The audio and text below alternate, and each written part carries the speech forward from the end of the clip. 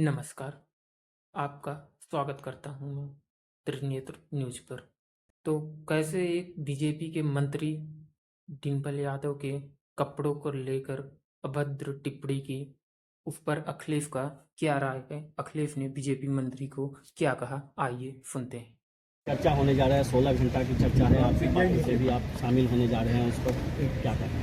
पहले तो ये आपको स्वीकार करना चाहिए, दो अलग विषय हैं।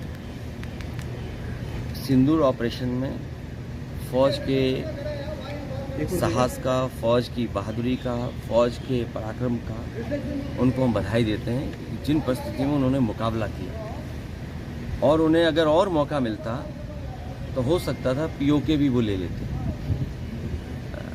जहाँ तक पहलगांव का सवाल है, जब चर्चा पहलगांव पर होगी, उससे पहले भी एक घटना हुई है, आखिरकार उसकी भी जानकारी अभी जनता को नहीं मिली। और आप तो जागरूक लोग हैं, पहलगांव में क्या हुआ और उससे पहले जो हमारे जवान शहीद हुए थे, उसकी भी जानकारी और सच्चाई अभी तक नहीं मिली। तो आखिरकार आतंकवाद और आतंकवादी घटनाएं बार बार क्यों हो रही बीजेपी की सरकार में? सवाल तो यही है। और फिर अगर घटना पहलगांव की हुई तो जो टेररिस्ट थे वो आसमान खा गया, उन्हें का जमीन खा गई। और इसको आखिरकार वो टेररिस्ट कहाँ है? उनको पकड़ना, उनके बारे में जानकारी होना, इस सरकार को जवाब देना है कि सरकार इस पे जवाब दे सकती है। लेकिन पी चिदम्बरम का जिस तरह का बयान आया है कि इस बात के क्या सबूत हैं कि वो आतंकवादी जो पहलगाम हमला हुआ था वो पाकिस्तान से आए थे? इस पे सरकार ही जवाब दे सकती है, और कांग्रेस भी दिल्ली की सरकार में रही है, तो वो पूछ सकते हैं, उनके स्रोत होंगे, उनकी जानकारी होगी। एक सवाल सर, उत्तर प्रदेश से, उत्तर प्रदेश के जो मुख्यमंत्री हैं, सबसे ज्यादा दिनों तक मुख्यमंत्री रहने का उन्होंने रिकॉर्ड कायम किया है। ये कोई रिकॉर्ड होता है? जो काम न करे, काम न करने वाले का अगर कोई रिकॉर्ड कभी माना जाएगा तो उत्तर प्रदेश के मुख्यमंत्री होंगे। और दूसरे का काम अपना काम बनाना, और डबल इंजन की सरकार। सोचिए, अभी तो दिल्ली वालों को ही नहीं पता है कि वो अंदर ही अंदर सुरंग खोद रहे हैं। लखनऊ वाले अंदर ही अंदर सुरंग खोद रहे हैं, ये बाद में पता लगेगा। इसलिए रिकॉर्ड की बात मत करिए, इतने दिन रिकॉर्ड, ये कहिए कि कहीं ऐसा तो नहीं है लखनऊ से अंदर ही अंदर सुरंग खोद रही हो। सर, पहलगाम हमला के बाद हम कह रहे थे पाकिस्तान से सब संबंध खत्म किया जाएगा, लेकिन एशिया कप में भारत और पाकिस्तान का मैच। देखिए,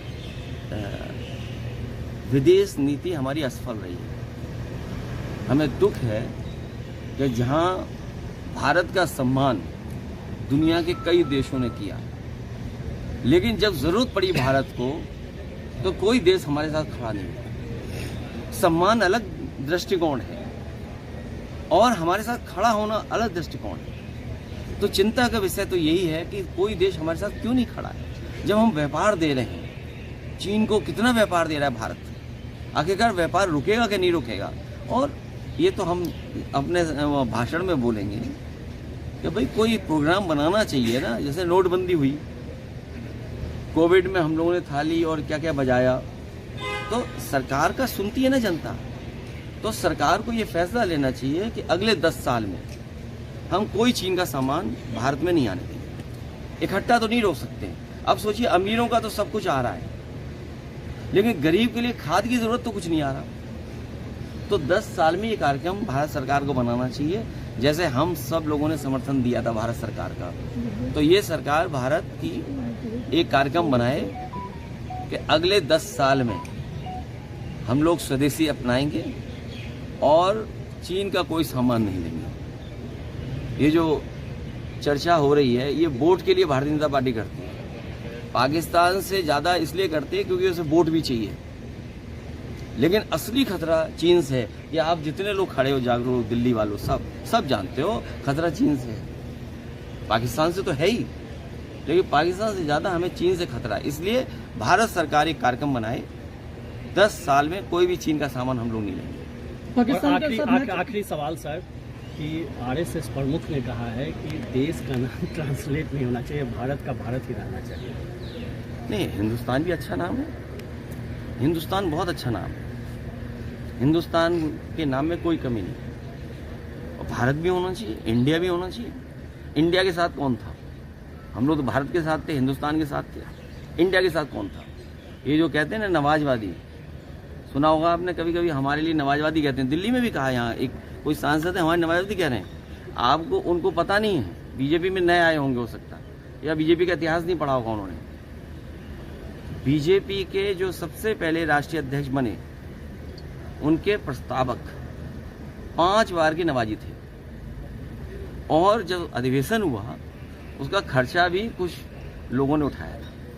ये विषय आप पर है, आप लोग रिसर्च करके सच जरूर जनता को बताओ। सर, एक मौलाना ने सवाल ही उठा दिया था कि जिस तरीके से पहनावे को लेकर से वहाँ पर गई थी मस्जिद को लेकर, क्या पहन के आए लोकसभा में बताओ? मस्जिद के अंदर नहीं, लोकसभा में क्या पहन के आए बताओ? जो लोकसभा में पहन के आएंगे वही हमारी हर जगह ड्रेस होगी।